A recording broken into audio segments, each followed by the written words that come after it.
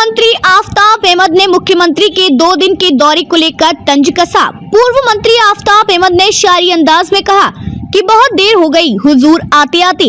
आफताब अहमद ने कहा कि मुख्यमंत्री के दौरे से लोगों को थी काफी उम्मीदें, लेकिन लोगों को निराशा हाथ लगी। पूर्व मंत्री मोहम्मद इलियास ने कहा कि नूह हिंसा बीजेपी की राजनीतिक साजिश थी जो नाकाम रही। नूह जिला कांग्रेस कार्यालय पर कांग्रेस पार्टी के विधायक व पूर्व मंत्री आफताब अहमद व मोहम्मद इलियास ने मुख्यमंत्री के 2 दिन के नूह कार्यक्रम को लेकर जमकर निशाना साधा। पूर्व मंत्री आफताब अहमद ने प्रेस वार्ता कर शायरी अंदाज में कहा कि बहुत देर हो गई हुजूर आते आते। पूर्व मंत्री ने कहा कि पहले जब कोई मुख्यमंत्री जिले में आते तो करोड़ों रुपए की सौगात देकर जाते, लेकिन सिर्फ उन लोगों के पास जाते हैं जो उनकी पार्टी से संबंध रखते हैं, जबकि हिंसा के समय जिले के अन्य लोगों को भी करोड़ों रुपए का नुकसान हुआ था। इसके अलावा सिर्फ लाखों रुपए की सहायता राशि देने की घोषणा कर मुख्यमंत्री अपनी पीठ थपथपाने का काम कर रहे हैं। आफताब अहमद ने कहा कि पास के ही जिले गुरुग्राम में हिंसा हुई थी, वहां पर मुख्यमंत्री नहीं जाते हैं। वहीं मुख्यमंत्री के 2 दिन के दौरे को लेकर आफताब अहमद ने जमकर निशाना साधा। पुनहाना विधानसभा से कांग्रेस विधायक व मंत्री मोहम्मद इलियास ने कहा कि मुख्यमंत्री मनोहर लाल खट्टर ने जिले का कई बार दौरा कर चुके हैं। उन्होंने कहा कि जब कोई मुख्यमंत्री आता है तो इलाकों को सौगात देकर जाता है। पूर्व मंत्री ने 31 जुलाई की हिंसा को लेकर कहा कि माइनॉरिटी कमीशन के अध्यक्ष जिले में आए और उन्होंने जिले का निरीक्षण किया, जिसमें उन्होंने कहा कि हिंसा में जिले के लोगों का कोई हाथ नहीं है। मोहम्मद इलियास ने कहा कि मॉनिटरिंग कमीशन की रिपोर्ट के अनुसार जिले में हिंसा सरकार व प्रशासन की कमी की वजह से हुई थी। उन्होंने कहा कि इस हिंसा की आड़ में भारतीय जनता पार्टी जिले के तीनों विधायकों को घसीटना चाहती थी, लेकिन फिरोजपुर झिरका विधायक मामन खान का इस हिंसा में सरकार के द्वारा नाम लिया गया, जिस पर उन्हें कोर्ट से जमानत मिल गई है और हमें न्यायपालिका पर पूरा भरोसा है और हमारे विधायक मामन खान बेगुनाह साबित होंगे।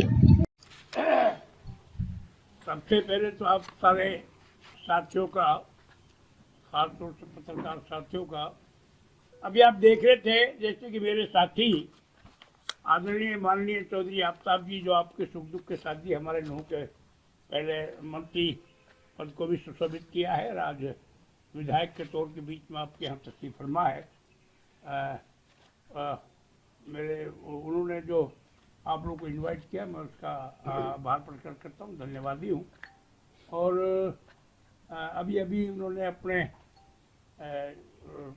संबोधन में कहा था कि आज अशफाकुल्लाह साहब का जन्मदिन है, इसलिए हम अपनी कोताही समझेंगे अगर हम उनको आज किराया की इज्जत पेश नहीं करेंगे। किराया की इज्जत पेश करता हूँ और अल्लाह ताला से दुआ करता हूँ अल्लाह ताला उनको अपने जन्नत अता फरमाए।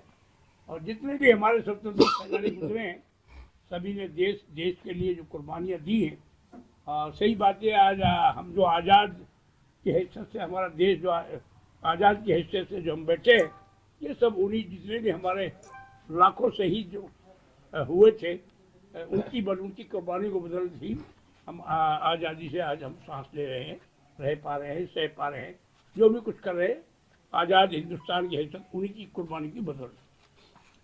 साथियों, जहाँ तक मुख्यमंत्री जी की बात है, खट्टर आदरणीय खट्टर साहब की बात है, इससे पहले भी खट्टर साहब कई बार ही आए।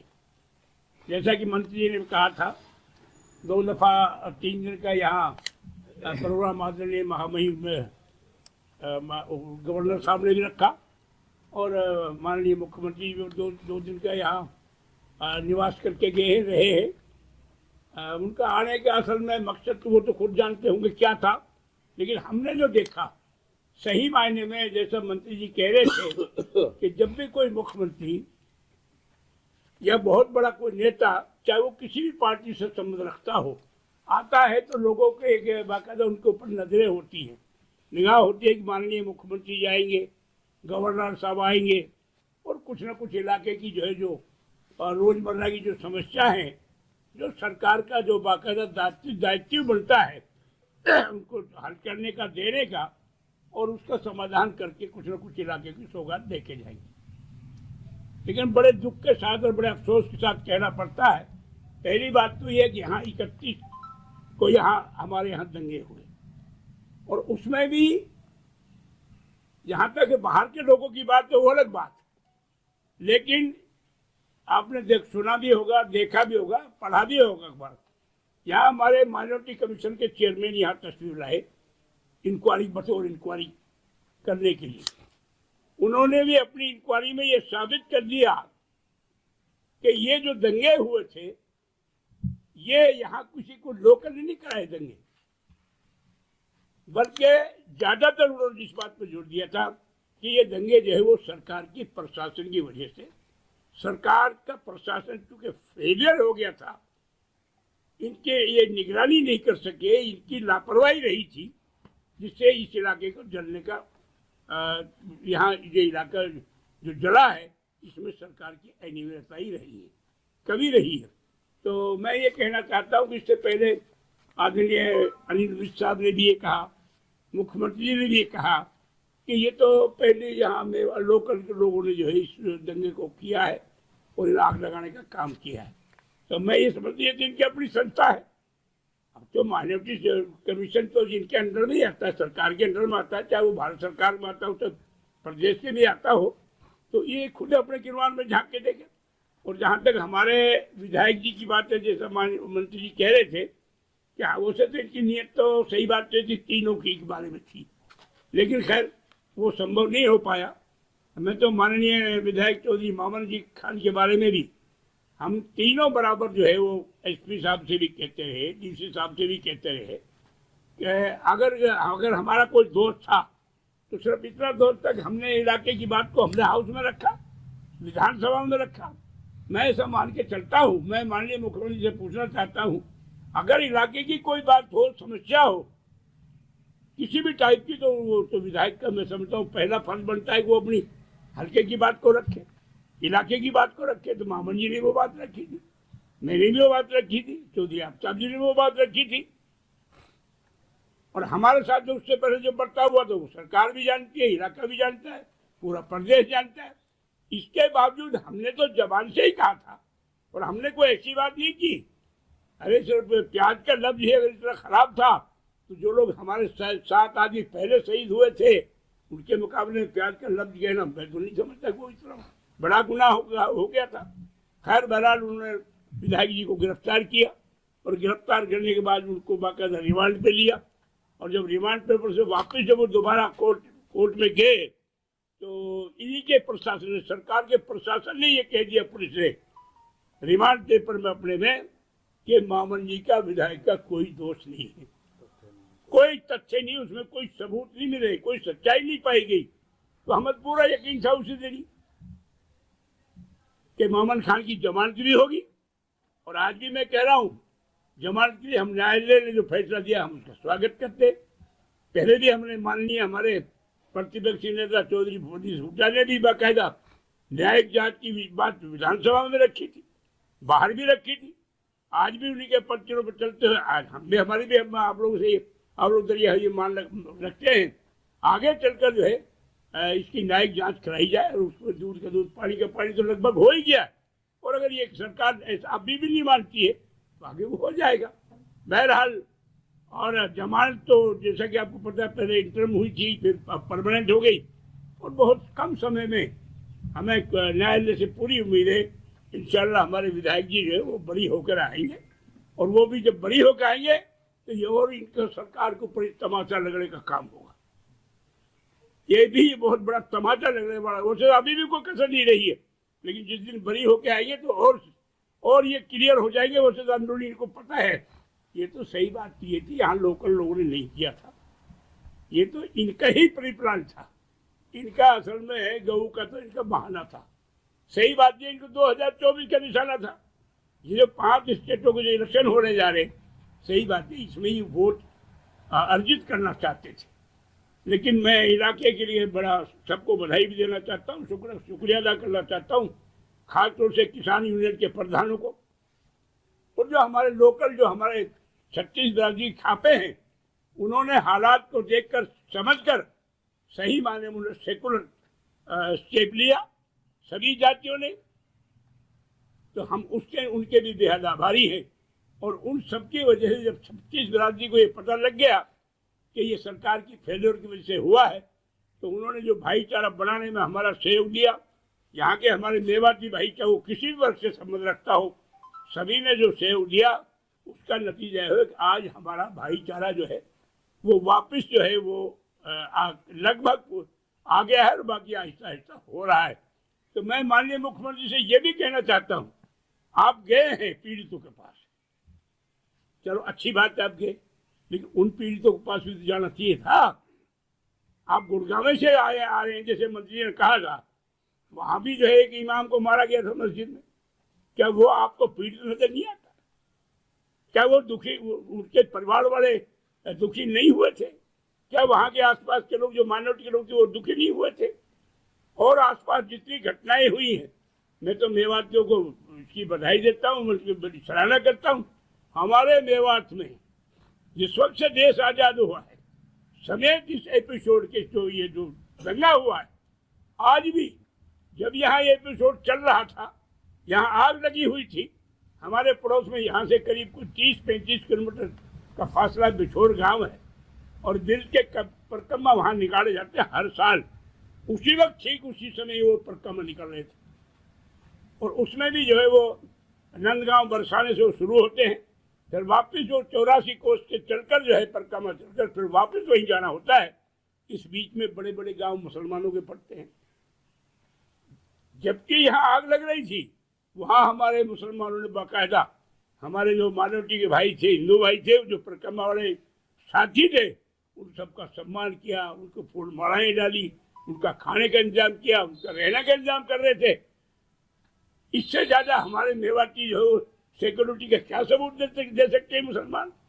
सही बात तो ये थी, ये तो हमारे मुसलमानों के जुम्मे इसको लगाना चाहते थे, जबकि ऐसा हमारे सभी छत्तीस बिरादरी के लोगों ने ऐसा नहीं होने दिया। खासतौर से हमारे हिंदू भाइयों ने उस चीज़ को नकार दिया, वरना सरकार की नीयत तो पहले से ही इसमें दिखाई दे रही थी। और जहाँ तक सरकार, ये मुख्यमंत्री जी की बात है यहाँ आने की, चाहे वो स्कूल की बात ले लो, चाहे हॉस्पिटल की बात ले लो, चाहे मेडिकल कॉलेज की बात ले लो, चाहे और दूसरी तीसरी जितनी पर, चाहे गुड़गांव केनार की बात कर लो, चाहे ये 4 लाइन की बात आप कर लो, जो है नूह से अपना बॉर्डर तक जो है, ये तो 9 साल 8-10-9 साल से जब आदरणीय चौधरी भूपेंद्र सिंह हुड्डा जी जब इस प्रदेश के वजीर आ रहे थे मुख्यमंत्री से, ये उसी वक्त से जो ये सारी सैंक्शन हो गई थी, अप्रूवल हो गई थी। यहाँ तक कि सरकार में भी एक दफा बजट में इन्होंने इसका ये गुड़गांव केनाल का बजट रख दिया था, मेवात केनाल का भी बजट रख दिया था, और इसका जो ये सड़क जो 4 है इसका भी बजट है। यानी ये तो बिल्कुल कतई तौर से हमें बेवकूफ बनाने वाली बात हो रही, और आज तक उस पर कोई अमल नहीं हुआ। लिहाजा मैं तो आखिर में यही बात कह के अब मेवातियों के, सारे मेवातियों का भी शुक्रिया अदा करना चाहता हूँ। आप लोग सारे आए, और माननीय मंत्री जी ने जो आज ये पत्रकार सम्मेलन जो बुलाया है, उसका भी मैं आपका आभारी हूँ। बाकी मुख्यमंत्री जी, ऐसे काम चलने वाला नहीं है, और अगर यही बात रही थी तो बहुत कम समय रह रहा है, आपको पता लग जाएगा। यहाँ तो इस सरकार का काम तो सिर्फ ईजम को बढ़ावा देने वाली बात है। हम तो मान लेते हैं इसको, अगर जो बुलडोजर से जितने नुकसान हुआ था, जितनी बिल्डिंगें यहाँ नुकसान हुई है, जो उससे प्रभावित हुए हैं, जिनके मकान जायदाद सब कुछ खत्म हो गया, जिनके कारोबार खत्म हो गए, अरे वो भी तो पीड़ित में आते हैं। मुख्यमंत्री वो आपको दिखाई नहीं दिए क्या? ये एक तरफा चश्मा लगाकर आप ये घूम रहे हैं, हम भी समझ रहे हैं कि आपके दिल में क्या है, लेकिन ऐसा ये चलने वाला नहीं है, ना ये आगे चला है न क्यों है। यहाँ हम सारे भाई मिलके रहते हैं और मिलके रहेंगे। लिहाजा आपसे आप कहेंगे तो हम निवेदन तो आपसे करते रहेंगे, लेकिन हमें ये लगता नहीं कि आपकी नीयत सही है। ये आपकी कार्यशैली बता रही है, हम नहीं कह रहे, आपकी कार्यशैली बता रही है। तो वो आप लोग आए, आपका सबका बहुत बहुत धन्यवाद। मुख्यमंत्री जी, बहुत देर कर दी हजूर आते आते।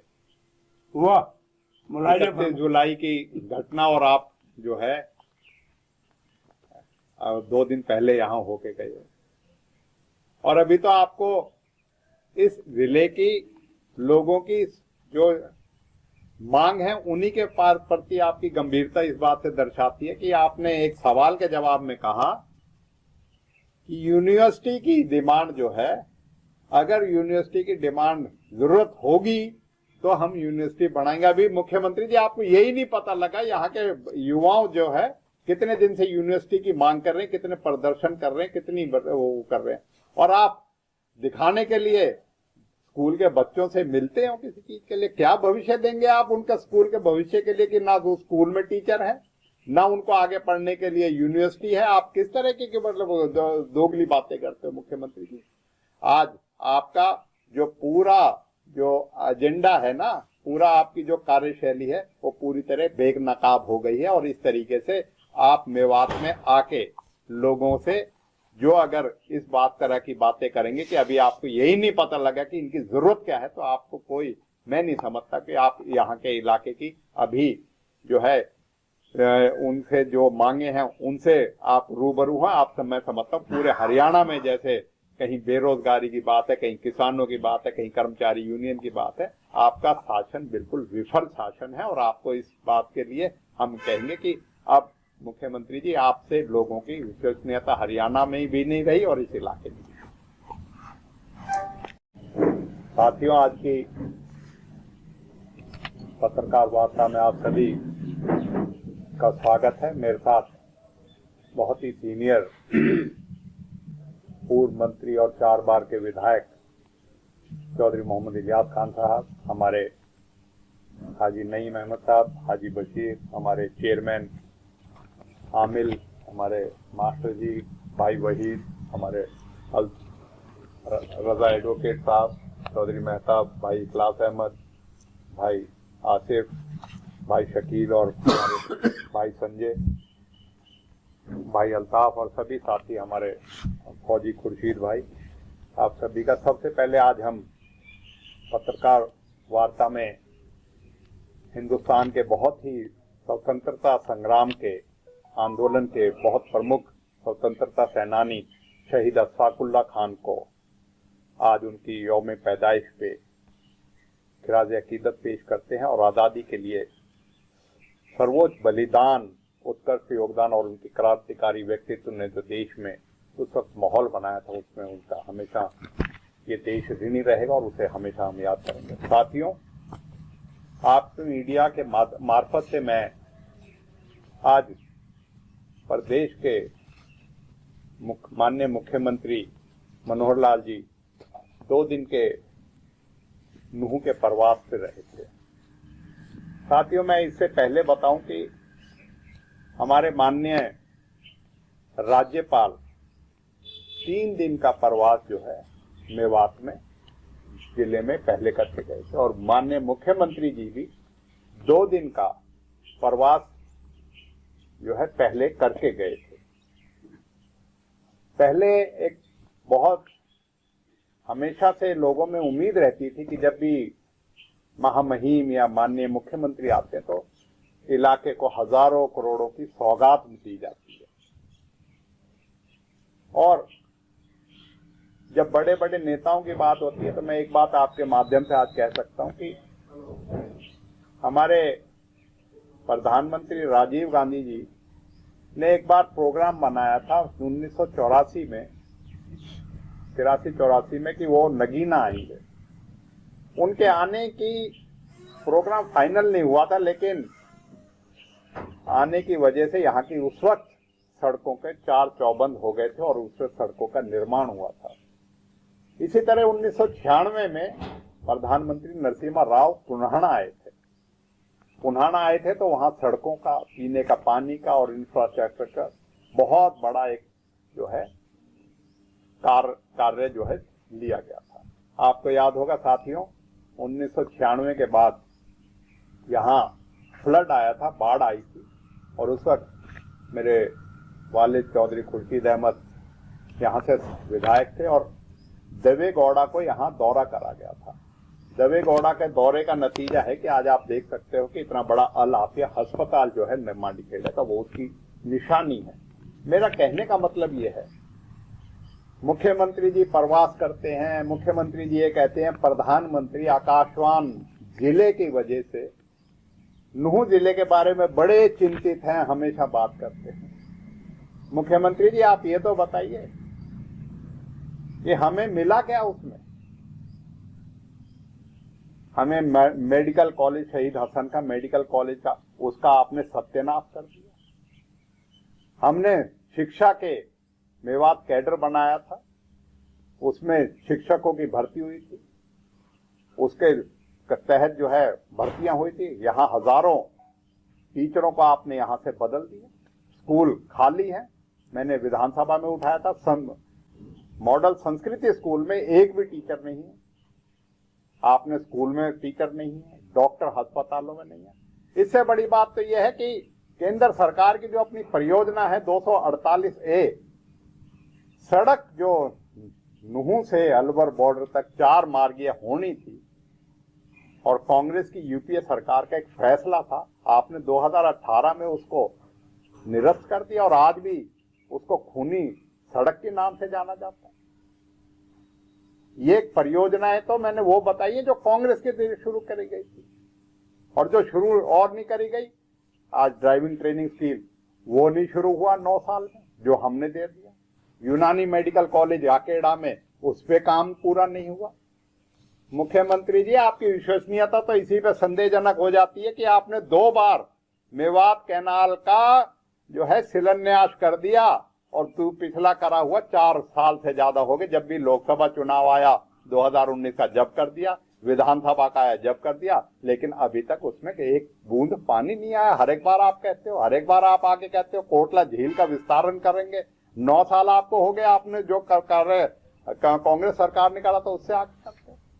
फिर आप कहते हो मुख्यमंत्री जी कि प्रधानमंत्री जी बड़े चिंतित है। या तो मुख्यमंत्री जी आपकी नीयत में खोट है, या आप प्रधानमंत्री से इस बातों को बिना अपना जो है सिर्फ कहने के लिए कहते हो, और उस चीज का किसी चीज के लिए क्यों नहीं। तो प्रधानमंत्री और मुख्यमंत्री और राज्यपाल के आने के बाद तो हजारों करोड़ों की सौगात मिलती थी। हाँ, हमें मिला, क्या मिला? हमें दंगा मिला। हमारा विश्वास जो है आपसी भाईचारा खराब हुआ, उसका नुकसान हुआ। हमें दंगों में संपत्ति, जान और माल का नुकसान हुआ। और वो क्यों हुआ? हम पहले दिन से कह रहे हैं सरकार की जो है अपनी फेलियर की वजह से ये हुआ।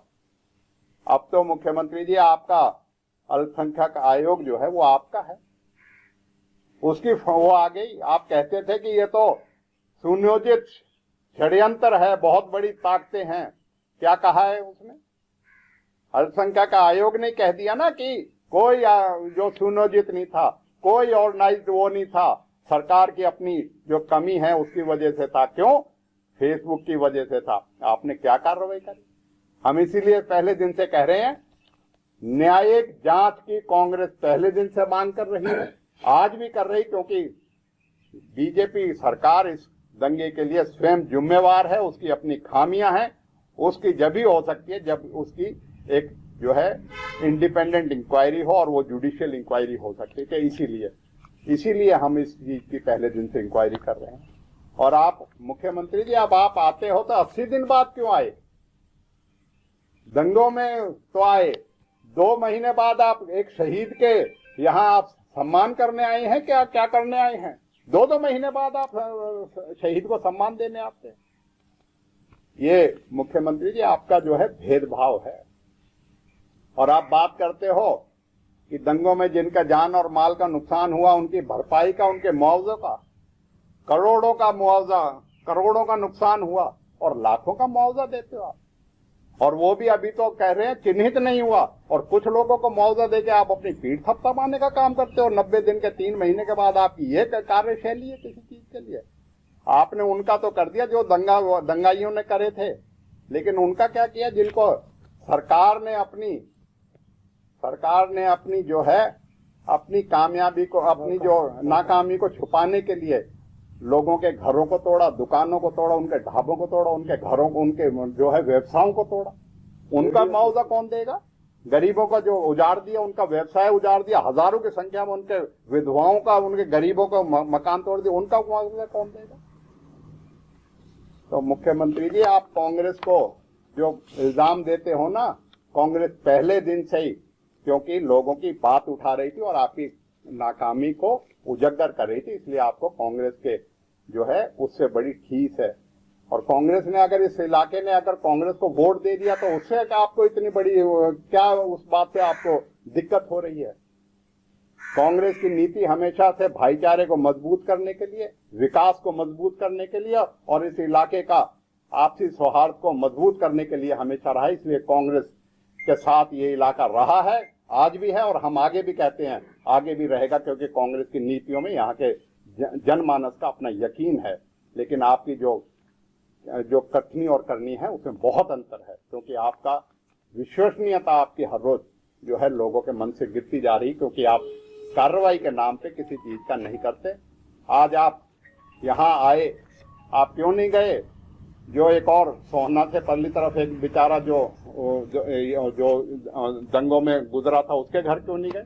आप उन होमगार्ड के यहाँ जो अपनी ड्यूटी करते हुए जो गुजरा है उसके घर क्यों नहीं गए? आप क्यों नहीं गए उस मस्जिद के इमाम के जिसको गोली मार दी गई, मस्जिद फूंक दी गई और उसमें गुड़गांवा ही था, आप गुड़गांवा से ही तो आए थे, क्यों नहीं गए आप उनके यहाँ किसी चीज के लिए? आप कार्रवाई जो है क्यों पानीपत जाते हो? अगर यही करनाल में हो जाती तो अब तक मुख्यमंत्री जी 80 दिन बाद आते क्या यहाँ? अब मुख्यमंत्री जी अपनी जो कमियों, क्योंकि अल्पसंख्यक आयोग ने उनकी अपनी जो कथन था उसी को झुठला दिया। आज मुख्यमंत्री जी इन बातों को कहने के लिए यहाँ आते हैं और जुम्मे देते हैं कांग्रेस के ऊपर किसी चीज के लिए। आज साथियों, आपके माध्यम से मैं इन्हीं बातों को कहते हुए यही कहूंगा कि आज भी मुद्दे वहीं के वहीं हैं कि पीस कमेटी की मीटिंग तो दंगों से पहले भी हुई थी, और जिस दिन दंगा हुआ उस दिन पीस कमेटी के जो थे वो कहाँ थे? उस दिन बाद में आए होंगे। क्यों एसपी को छुट्टी पे भेज दिया गया? क्यों पर्याप्त कदम नहीं उठाए गए? क्यों फेसबुक की सारी चैलेंजबाजी जिसकी जानकारी थी उनके बारे में क्यों पर्याप्त कदम नहीं उठाए गए? और उसके बाद होने के बाद कितनों की जिम्मेवारी और कितनों के खिलाफ कार्रवाई करी गई है कि जो कारण बने उन कारणों को मतलब सरकार ने क्यों नहीं और जो है उचित कदम उठाए, उनको दोषियों को, जो कर्मचारी और जो वो थे उनको क्यों नहीं दोष कर दिया गया? हाँ, एक जरूर न्याय करा है इन्होंने, निर्दोषों को इन्होंने जरूर फंसाने का काम किया, जो मिला उन्हीं को कर दिया।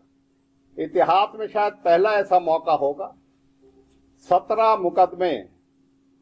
17 के 17 मुकदमों में 23 ऐसे लोग हैं जो नगीना में 23 लोगों को सारे मुकदमों में ले लिया, और उस मुकदमे में एक ऐसा व्यक्ति भी है जो अपाहिज है 70%। ये खट्टर साहब, आपकी सरकार का पारदर्शिता है, आपकी सरकार की कार्यशैली की पारदर्शिता है। 70% जो विकलांग है वो भी 23 मतलब आरोपी में है, जो 17 के 17 केसेस में ये आपकी है। आज भी प्रोडक्शन वारंट पे सबके फांसी लटका रखे, 4-4, 5-5 केस तो सब पे ही। आपने अपनी खीज उतारने के लिए एक विधायक पे भी झूठा मुकदमा करके आपने कर दिया। आप इस जो भी कार्रवाई हुई है उससे पूरी तरीके से आपकी जो विश्वसनीयता थी, आपकी कार्य प्रणाली पे बहुत गहरे प्रश्न चिन्ह लगते हैं और सवालिया निशान होते हैं कि आप दूसरों पे दोषारोपण करके अपनी जिम्मेवारियों से नहीं बच सकते। और इसी बात को कहने के लिए आज हम आपके बीच में आए हैं। साथियों, मेडिकल कॉलेज जो बना हमारा, उसकी दुर्दशा आपके साथ है। अच्छा होता अगर उस मेडिकल कॉलेज में बैठक की बजाय वहां मरीजों की दुर्दशा और बीजेपी की कार्यकर्ता मीटिंग लेने के बजाय वहां उसकी दुर्दशा के बारे में आप देखते, क्योंकि आप जो वादा करके पिछली बैठक में गए थे नूह में हमारे साथ, वो वादे ही पूरे नहीं करे, आप अपनी करे ही नहीं करते। गुड़गांव कैनाल आप 2 बार करके उसको ही नहीं करते। तो इसलिए मुख्यमंत्री जी, आपकी विश्वसनीयता है नहीं, और अपनी कमियों को कांग्रेस के ऊपर या यहाँ के लोगों के ऊपर करने की जरूरत नहीं, क्योंकि ये यहीं के लोग हैं जिन्होंने इतनी कठिन परिस्थितियों में जो कोशिश करी गई भाईचारे को खराब करने की, उसके लिए यहाँ के लोग बधाई के पात्र हैं। उन्होंने अपना भाईचारा मजबूत रखा। एक भी ऐसी हिंसक घटनाएं पूरे जिले में नहीं हुई, जबकि आसपास के जिलों में चाहे पलवल हो, सोहना हो, गुड़गांव हो, अन्य जिलों में कोई ऐसी कसर नहीं छोड़ी गई जहां मस्जिद को और किसी चीज को नुकसान पहुंचाने। लेकिन लोगों ने बड़ा संयम रखा, हरियाणा के लोगों ने संयम रखा। खाप पंचायतों का शुक्रगुजार करते हैं हम, किसान